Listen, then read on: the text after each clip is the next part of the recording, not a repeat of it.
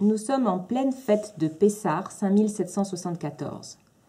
Toutes les dates prévues pour l'arrivée du Mashiach sont déjà passées. Le peuple juif est déconcerté. Quel est le plan de Dieu maintenant? Là, une jolie question. Je pense qu'il est temps d'expliquer, de révéler le plan de Dieu pour notre rédemption, pour comprendre le Mashiach, pour comprendre l'homme dans sa complétude, tel que Dieu l'a conçu, pour savoir comment ce monde va se transformer dans un jardin d'Éden, alors que nous vivons dans un chaos, et pour comprendre comment un ver de soie se transforme en papillon. Pourquoi nous avons dû souffrir de telles souffrances pour finir à une perfection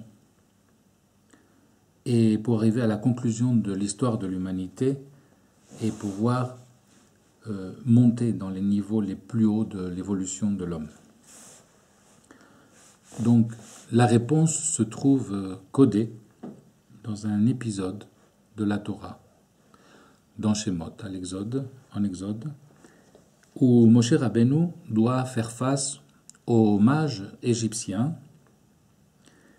pour mesurer sa force avec les mages égyptiens, pour voir qui est plus fort dans la manipulation des lois naturelles.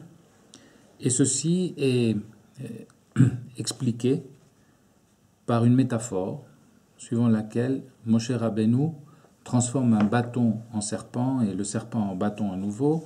Et les mages égyptiens arrivent à faire la même chose, mais, surprise, le bâton de Moshe avale les deux bâtons des mages égyptiens, montrant la supériorité de Moshe Rabbeinu sur les mages égyptiens. Eh bien, cet épisode, qui a l'air d'être une histoire anodine, elle révèle le Mashiach. Et elle révèle la stratégie du Mashiach pour transformer ce monde dans un jardin d'Éden. Nous allons expliquer et dévoiler le secret de cet épisode. Alors voilà le secret. Les Égyptiens connaissaient le nom de Elohim, dont la valeur numérique est 86, de même que le mot Ateva, qui veut dire la nature, qui vaut aussi 86 dans la Gematria. C'est un nom qui donne le pouvoir d'utiliser les lois de la nature, lesquelles se régissent par des lois physiques qui sont implacables, comme sont la loi de la gravité, la loi de l'électricité, la loi du magnétisme, etc. Mais Dieu a donné à Moshe Rabbeinu un autre nom. Il a donné le nom de Yud-He-Vav-He. On va le prononcer Yud-He-Vav-He. Ce nom a le pouvoir de nous situer au-dessus des lois naturelles et de contrôler les lois naturelles. Il a le pouvoir de créer des miracles. Il a le pouvoir de nous situer au-dessus de notre tikkun, c'est-à-dire le karma de chacun. Il a le pouvoir d'apporter dans ce monde la compassion, la miséricorde et la bonté. Et il a le pouvoir de faire de ce monde un paradis. Et ce nom a été donné à Moshe Rabbeinu il y a 3600 ans ou plus. Et alors on se demande, si ce nom a ce pouvoir, pourquoi aujourd'hui la terre sombre dans le chaos? Eh bien c'est simple. Nous les humains, on a commis une grosse erreur. On a divisé ce nom en deux. Le nom du Yud-Ke-Vav-Ke s'est divisé en Yud-He-Vav d'une part et He final d'autre part. Deux parties. Et donc, il s'est créé une déconnexion entre le pouvoir de Yud-He-Vav avec le pouvoir du He. On va expliquer ça.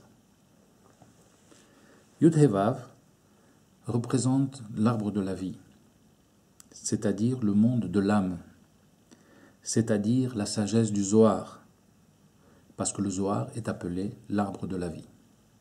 Ainsi le dit Rabbi Shimon Bar Yochai. La dernière lettre, la lettre Ré, représente le corps, le monde physique. Et le corps physique et le monde physique se nourrissent spirituellement de la sagesse du Zohar qui est Yud-He-Vav. Maintenant, quand on provoque une déconnexion entre Yud He Vav et He, ça veut dire que le monde physique n'est pas nourri par le monde spirituel. Et cela ressemble à un tétraplégique qui a une déconnexion entre ce que son cerveau donne comme ordre et ce que le corps reçoit. Le corps ne reçoit pas les ordres et donc le corps sombre dans un chaos. Et donc la personne doit se trouver dans une chaise roulante. Maintenant, la question c'est comment on rétablit l'union entre Yud He Vav, qui est l'arbre de la vie, et le He final, qui est le monde physique.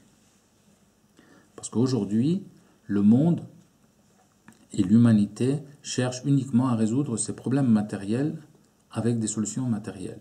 Donc, ils cherchent à résoudre le He avec le He, alors que le He se résout avec Yud He Vav.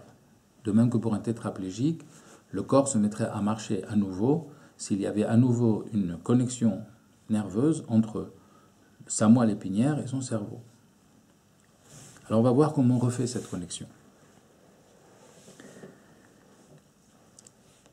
Ce que nous faisons, c'est que nous diffusons le Zohar. Mais nous diffusons le Zohar, la connaissance du Zohar, une fois que nous avons dévoilé les secrets cachés dans le Zohar. Parce que le Zohar en soi est déjà codé. Donc nos cours sont en train de dévoiler le Zohar et le diffuser au monde entier. Pourquoi ? Pour rétablir l'union entre Yud He Vav et le He final.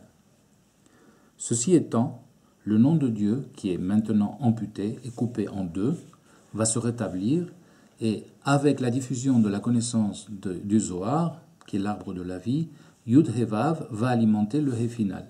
C'est-à-dire le monde spirituel va reprendre le dessus sur le monde matériel. Et donc le nom de Dieu va être complet. Ça sera pas Yud He Vav d'une part et He d'autre part, ça sera Yud He Vav He dans sa plénitude. Et c'est ce qu'on va appeler la rédemption. Et c'est ça le plan de Dieu.